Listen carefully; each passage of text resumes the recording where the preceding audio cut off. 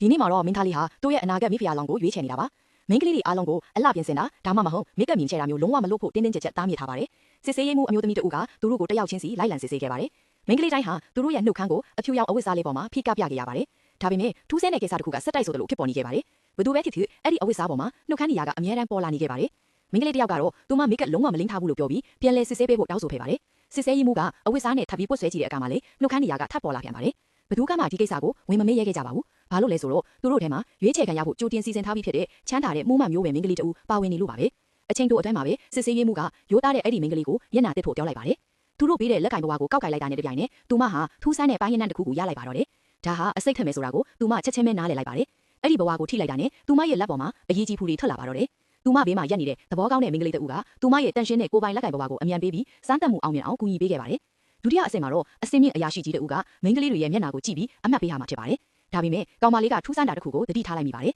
အရာရှိကြီးရဲ့မျက်လုံးတွေကမျက်နှာတွေကိုအရင်မကြည့်ပဲခါးစည်းကြိုးတွေကိုလိုက်ကြည့်နေခဲ့တာဖြစ်ပါတယ်အဲ့ဒီချမ်းသာတဲ့မှုမှန်မင်းကလေးရဲ့ခါးစည်းကြိုးပေါ်မှာအနီရောင်အဆက်ကလေးမှတ်ထားတာကိုတွေ့လိုက်ရပါတယ်ကောင်မလေးလည်းသူမရဲ့အသေးလေးကိုထုတ်လက်ကိုဖောက်ပြီးသူမရဲ့သွေးနဲ့ပဲခါးစည်းကြိုးပေါ်မှာအနီရောင်အမှတ်အသားတူညီအောင်လုပ်လိုက်ပါတော့တယ်အရာရှိကြီးသူမအလက်ကိုရောက်တဲ့အခါသူမကိုမှုမှန်သမီးတော်လိုထင်မှတ်သွားပြီးမင်းသမီးတစ်ပါးရဲ့စစ်မှန်တဲ့အငွေ့အသားပြီးရှိတယ်ဆိုပြီးအတန်ကျဲကျဲနဲ့ချီးကျူးပါတော့တယ်ဘေးနားမှာရှိတဲ့လူတွေအားလုံးလည်းအံ့ဩမြင်တက်သွားခဲ့ကြပါတယ်နောက်ဆုံးမှာတော့သူမဟာရွေးချယ်ပွဲမှာအနိုင်ရရှိသွားပြီးမင်းသားလေးရဲ့မိဖုရားလောင်းအဖြစ်ရွေးချယ်ခံလိုက်ပါတော့တယ်